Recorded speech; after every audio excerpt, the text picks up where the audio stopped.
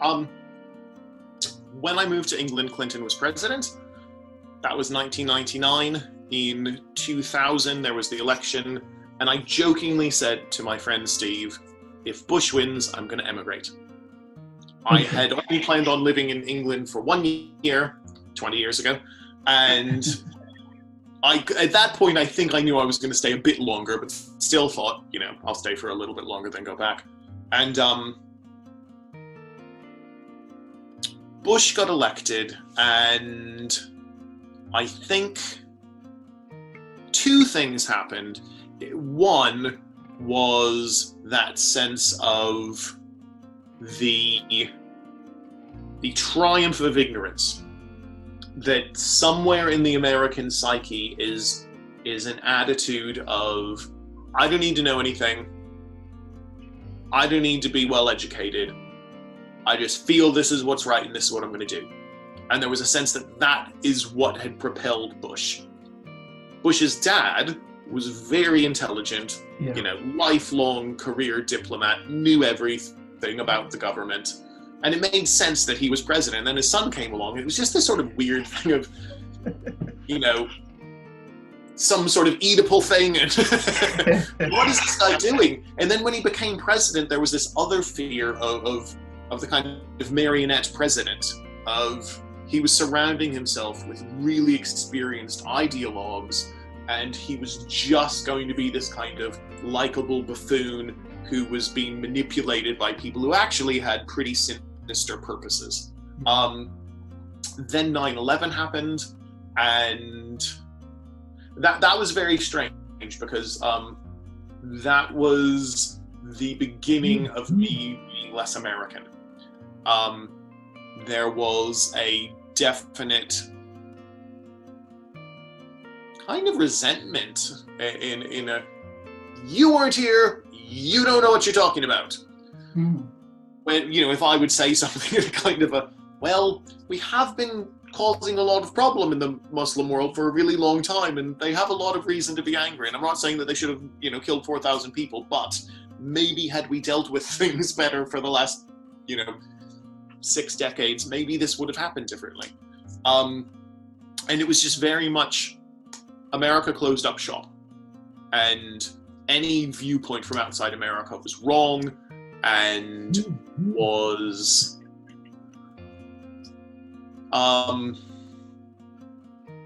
really unwelcome. And so it was a strange thing, because, I'm American, and I'd only lived outside America for a very short time at that point. And I think America became a more scared country at that point, a less confident country. I think America's might is now used in a more kind of reactionary way, kind of a flailing kind of a way. I mean, personally, I find it really, really sad. And then you had Obama, and Obama was that inevitable thing of everybody wanted Obama to be a revolutionary. Barack Obama is not a revolutionary. Any study of him as a politician or as a man says this guy's a compromiser, this guy believes in process, and how we get things done and who we involve is really central to his whole ethos. And he was a great student of Abraham Lincoln, who tried really hard to work with his political foes and, brought them very close into his administration during the Civil War. And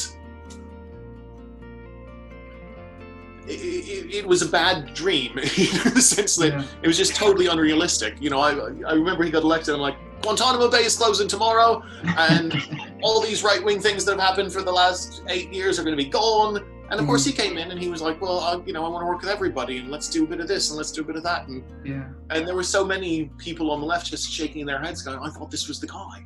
I thought this was the guy.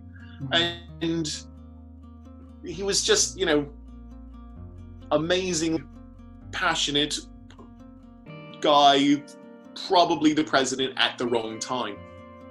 And unfortunately was that guy who was the first Black American president, and there was always going to be one of those people, but that was never going to be easy. I remember the day he was elected, they interviewed a woman in the street, and she said, it's just a shame they're going to kill him. Wow. She had no doubt. You know, American presidents statistically don't survive very well. Something like a 15% mortality rate. And she just thought, you know, of course somebody's going to kill him. So many white supremacists and racist people in this country. One of them is going to get lucky and he'll end up dead. Yeah, and then you move past that, and man, I was sure Trump wasn't going to win. I was absolutely sure. And I mean, before you ask about Trump, I would be honest, because since I would say since the 90s, what will happen is he has a book he wants to release, so he then says he's going to think about running for president. They always ask him as a customary thing, "Are you going to run?" He says, "I'm thinking about it, and I'm a Democrat today. He'll support the Democrats in New York," and so he was always back and front. So when he said he was going to run, I'm thought, here he goes again. He's probably trying to sell his show. You know, his apprenticeship was going out, so that's. And I don't think he even thought he was going to go. I just thought, yeah, I'll just go with it.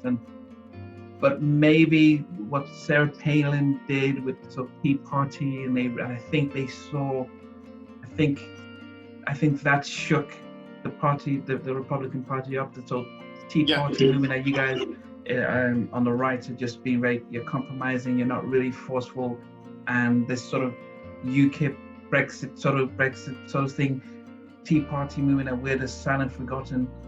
And they tried to bring him in a fold with Mitt Romney when Mitt ran, but he wasn't really their guy.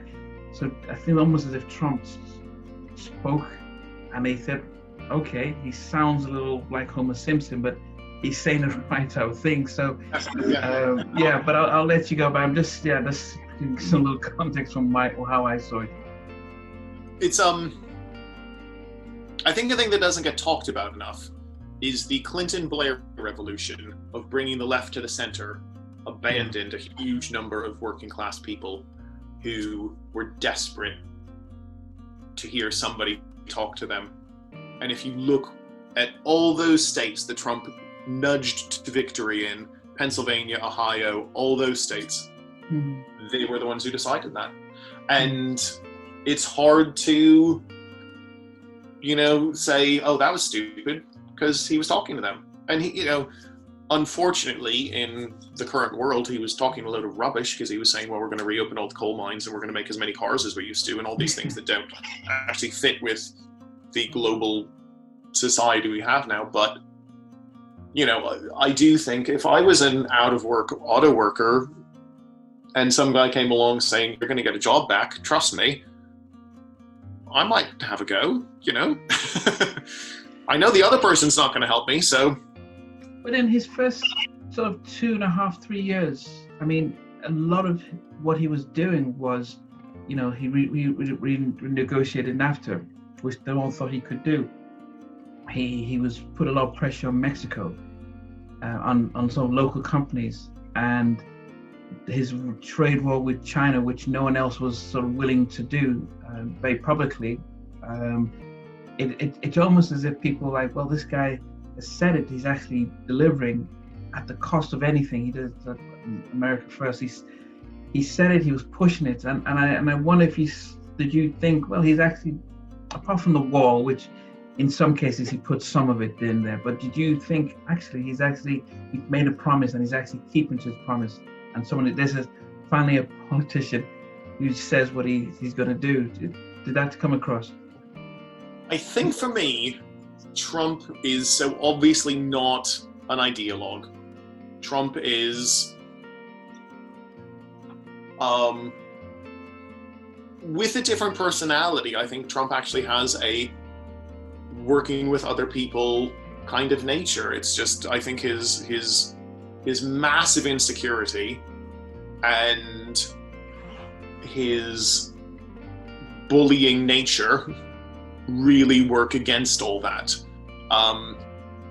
If it's a strange thing because, for instance, sometimes he's done something where he's gone to give a political speech and he's made fun of himself. And he's obviously made fun of himself. And if it was anybody else, people go, oh, there he is poking fun at himself. That's a really admirable quality. But it's Trump, and so people are saying, he's so stupid, he thinks this is true, and obviously he doesn't. And so we've got to this strange place where he's judged in such a different way that, I would hate for that to go so far that, God forbid historians look back and think, oh, he was treated really badly. But let's not do that. Let's let him be written correctly, because, I think he's generally done a really abysmal job, and I would hate for that to not get correctly credited. In terms of him following through, I think, it's that thing of a lot of the things he was following through with are things that when he proposed, I thought, lots of people will agree with you, but that's a bad idea. Like building a wall. And I mean, the China thing's a really strange thing, because it's one of those things, it's so complicated. It's global macroeconomics. There's very few people on the planet who genuinely understand it. And the person I know, my brother-in-law is a CEO of a massive corporation, I talked to him about it when Trump was getting no good news about it, and he said, actually, right now it's working. We don't think it's going to work long term, but right now, China's actually a bit panicky. And that was interesting, because that was coming from someone who deals in billions, who, understands how economics work in relation to governments, and he was saying, actually, Trump was kind of right about this up to this point. So those sorts of things, that I mean, if I'm going to ask for history to be written fairly, I guess I have to ask for that to be written fairly as well. So, yeah. But then we come to two, because we see the beginning part, which was the economic side and the jobs and the stock markets all rising, and unemployment was at its lowest, going down. But then the global pandemic hits, and we see a different type of leadership, and then not just the pandemic, we get to the Black Lives Matter sort of thing, and we just see almost somebody who just almost wasn't prepared for being a wartime president, or being a peacetime president, as one would say, but trying to be a businessman. And so how would you then look at the last 6 months? I think the two things that Black Lives Matter and global pandemic have in common is compassion. Is that when you deal with these things, you're not first and foremost dealing with abstractions. You're not dealing with economics. You're not even dealing with pocketbooks that directly. You're dealing with people who are suffering in a very acute way that all individuals are feeling in some way. I think Trump has very little ability to emotionally relate to other humans. And I think that has, on the one hand, it's from a PR standpoint, it's been a disaster. Because when he stands up, you don't feel like he cares. Yeah. You feel like, he's going to say this is all just smoke and mirrors. This isn't really a big deal. And where people are dying, that's too bad. And, with Black Lives Matter, unfortunately, behind all that is this massive history of Trump with very overt racist rhetoric, dating all the way back to, there was a rape in Central Park. When was that? Early 90s, maybe? The Central Park 5, and he was taking out newspaper ads saying, these young guys need to be convicted, these guys need to go away, and they were all convicted, and then all their convictions were overturned. And after they were overturned, Trump still said, no, but they did it. And if you ask Trump supporters, they'll still say, oh yeah, of course they did it. Even though the entire legal process has come out, and there's 5 black men who were in prison who shouldn't have been. And then you get Charlottesville and, the white supremacists there, and Trump saying, oh, well, they're fine young people. You think, come on. So by the time Black Lives Matter comes around, he has no credibility with that community.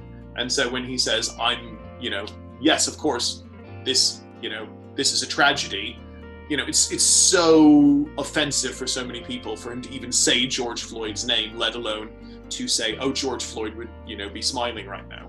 You know, economic recovery. He's got no right to say that. He does not get to put words into that man's mouth. And he gave that away. You know, a different president in a different context might be able to say that. I think a lot of presidents would be wiser than, you know, trying to do that. But, and then the other thing is he's very simple-minded, and that's very powerful in terms of public relations, because he just, you know, he's going to say law and order, law and order, law and order. And there's a lot of Americans who are scared, who are going to say, yeah, law and order, of course. It seems like, you know, having seen a lot of this stuff over the years, it's shifted. And that, you know, when the Rodney King riots happened, that was very much black people. And even, you know, what was that, 6 years ago, when it was Errol Garner and Michael Brown and that slew of killings all at once, that was very much a black-centered thing, where suddenly, you know, if you look at a Black Lives Matter march today, you know, it's as white as it is black. And I think that the political class needs to contend with that, because it's not what it was. This is, I mean, honestly, finally, it's like white people get that, you know, it's our problem. We caused this. We need to actually be involved in fixing it. This isn't a kind of okay, black people, go off and sort this out yourselves. We're the problem.